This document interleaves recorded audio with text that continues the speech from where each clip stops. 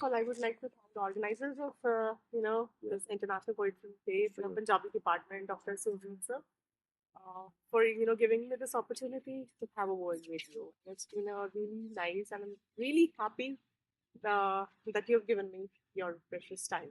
Oh, it's an honor. Thanks. Yeah. I'm working on my PhD thesis. I'm in the Department of English itself, this Punjabi University, and the title of my thesis is Bearing Witness to Violence. Yeah. I have taken up few poets. One, of course, is you. You're the quite recent one that I've taken up. The other, Anna Akhmatova. Yeah. Nelly Sachs, Holocaust writer, Oh, Nobel laureate. yeah. And Mahmoud Darwish, Palestinian writer. Yeah. And the other one is Aga Shahid Ali. That's a Kashmiri poet. So I have, I've been studying different aspects of violence and how they are representing it in their work. So I have just, made some, Sure. some questions for you. Okay. So let's just go, right? See, you wrote your first work. I think it came out in 2005, Air Bullet, and then came Phantom Noise, and then Life as a, you know, uh, The foreign country. yes, Yeah. Life in Foreign Country. So look, it's been, I think, almost 2 decades. Do you think Yeah. those Exactly. not two Yeah. decades? So do you think those experiences still haunt you? They do, but in different ways. I'm not sure if the word haunting. I live with them. You like that? I live with them. But I'm finding ways to try to live with my life.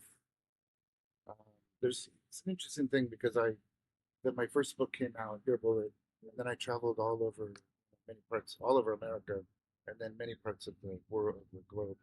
Um, and I was looked. I think I was looked at as one of the experts or someone who could share knowledge from this difficult experience, And I would talk about love and loss like I knew what I was talking about. Yes. I'm not trying to dismiss my own experience, but when my wife, when she passed away in 2016 from cancer, um, I learned much more about love and loss, and the things I'd been saying before. I felt like the world. I often tell people the world has a way sometimes of teaching us more about the things we think we already know. So, when I was, I decided to, work on this topic because after reading your first anthology, because it was so captivating. So, it glued me to it because there were some images I could not even now also, it's been like 3 years I'm working on those, but I still can't get them out of my mind. One was that you were holding an amputated arm of a fellow soldier. So you mentioned that thing. So such things, and there was a poem called Baghdad Zoo. You talked about. So was it really a zoo? Well, that's the only poem in that book that happened Yes. before I was there. Okay. All the rest happened when I was there. And then 2 to 3 poems. Well, I wrote about 10 or 15 poems when I came home, but only 2 or 3 of those made it into the book. So it's all from that time, for the most part. And except the Baghdad Zoo, when I was in Iraq, I wrote it while I was in Iraq, the poem.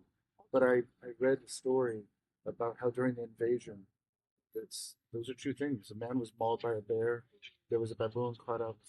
Like you didn't have to make up the terror and the chaos and civilization being undone. Like it was, and it seems to me animals are they can be very vulnerable when humans um, fight, Yes, of and course. so they become, and they don't often have a voice. So in terms of poetry witness, it seemed important to talk about, but it also worked on a metaphorical level, maybe too much because it feels like made up, like it's maybe not true. Yes, yes, yes. Yeah, It you can seems find. I don't know if it's still up, but you can probably find the BBC article about it. I okay. think it was BBC. Yeah. Okay, shall we, look at Sure, that? sure. So, I could find a lot of silence in your poetry. Whether there were ellipses, there were, dangling statements or lines. Could find. So, silence is often, it's very powerful presence in your poetry. So, how do you conceptualize silence in relation to trauma and memory? In these poems, I wasn't overtly thinking about that as a process. I was it's more reactionary and feeling like and the poems felt like they moved through me more. Um, but looking at it afterwards, I think there's silence is interesting. I believe in creating art that leaves space for the reader to participate, Yes. and I think silence is a very it's a shared space for the reader and the writer to fill in. I think a little bit like I believe I could be wrong, but in some Arabic language poets they sometimes put in ellipses, and they don't mean it like maybe in the English style where it just means things trail off. You know, I think if I understand right, they sometimes mean like like there's it's a gesture to the reader to say, Right. and you know how to finish this. I don't have to Yes. say it. You know how to finish it. We had so many ways to finish it. We could interpret it in so many ways. Like the poem again, I would come back to that Baghdad Zoo. I interpreted it in totally a different manner. You know. So right. Well, I think that's. I think as long as you can look to the text. I'm not a fascist writer. There was one writer, I forget his name. Maybe you know who he is, but he would write musical notation over the words Okay. to make sure you pronounce it the way he wants it pronounced. You know, Oh, see my finger, even very okay, like bossy. that. Yeah. Right. But I don't believe. We're all songbirds, but the languages we speak have the texture of where we come from. You know, That's so true. we share English, for example, Mhm. but we have different ways of seeing the language. Of And course. I think we have. I like to leave space for the reader to Yes, yes. participate. It's been It's there. the same process on a musical level as it is on a conceptual level. One of a question that always, it hovers my mind that whom does a writer write?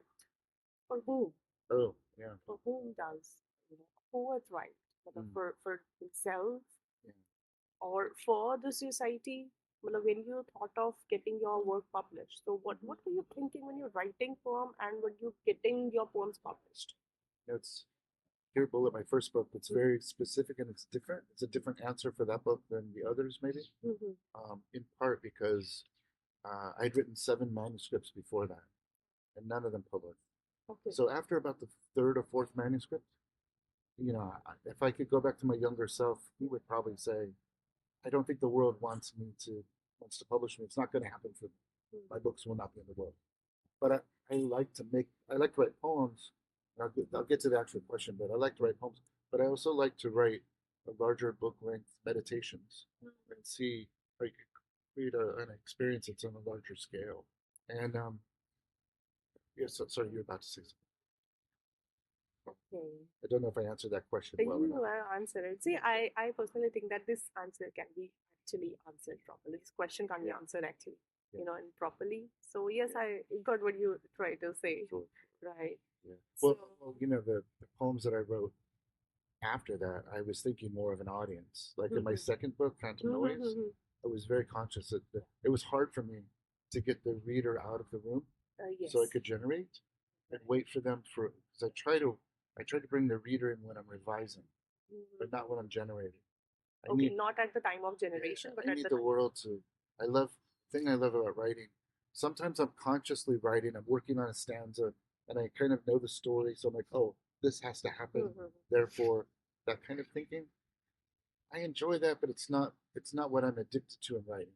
What I'm addicted to, and it's rare, but sometimes it feels like the world, my life, sloughs away, and I'm sort of in a. It's not hypnosis, but it feels like I'm not writing the poem, and it feels like the language moves through me, and I have to kind of catch it. I know it sounds very mystical, but it surprises me. Like here, with that poem, that came very quickly, in 12 to 15 minutes. Okay. So it came the way it is on page. There was one word I changed. So There was you did, no revision. you just made one word, One word change. one change. It was from finish to complete. Okay. But the rest was, and then I folded it up. I put it in a Ziploc bag and carried it the rest of the time that I was in country. And this gets to audience. Why did I do that? I think it was because the poem is in conversation to the bullet and to death and life. And but also months before when we were training for Iraq, I was an infantry soldier, but we would do side schools to teach us other skills. And one of them was I won't bore you with all the details, but there was a mortuary affairs specialist, and we went. I was sent to them to learn. Let's say there's been an ambush and there are bodies on the road, and we have to like protect, get up security, and then we have to find some way. How do you properly care for the dead, so that they don't get mixed? So you don't send a mother and father the wrong body Of for course. their child, that kind of thing. So I knew that the man who taught the class, I changed his name in the book, but it's a different name. But it's him, and I was consciously thinking that poem, if I were killed, my body would go through his office, and he might be the first, maybe the only person to read it. You know? So I didn't have the same kind of connection to an obvious reader that I did afterwards, because I had a lot of attention with Here Bullet, and then I knew when the book was coming, it would. I was very conscious of what people might, because I could see reviews of the first one. Right. So what are they thinking? And it's hard to get them out of the room, so I could just discover. So, think there was a word, locker. Yeah, Just comment on that, what that is. what Word locker. like when you do sports or in school, there's the metal Yes. space where you can store your stuff and have a lock. So it's called a locker. Right. And I actually think I was contacted. This is a longer story. I don't know if you want to hear this story. Of course, I would love to. Right. Yeah, I was contacted by the. There was a little bit of a controversy because I in August of 2004, somewhere around there, I was in Iraq, and my squad leader, I remember him. We've been attacked many times, but it's very frustrating because there was no front line, so you couldn't go out and meet the person you were fighting and just fight them. It was just trying to, where does it come from? And then get attacked, and then they're gone. So it's very. And he was very much a warrior, and so he wanted to fight them. And I remember he was very frustrated. He turned to me, and he was talking about them, and he said, "Sometimes I just want to put them in the hurt locker." I was like, I didn't know what that meant either. I did, but didn't. But it was such a strange phrase. It stuck in my head. And about 2 weeks later, that poem came out very quickly. But it was in my mind. But the thing is I was asked this question after my book came out because there's the movie The Hurt Locker, Yes. the same title, and there's a screenwriter Mark Bowles with the director Catherine Bigelow. They wrote that story together, and he had been embedded with American troops and explosive experts in Iraq. I think a couple times maybe. And I've never been able to ask him about this personally, but the sergeant in one of those units, there was a sergeant who, when the movie was put up for an Oscar, the sergeant sued them and said that's my phrase, and also the main character you based it on me, and he Okay. was trying to get them money for you're taking my story. Okay.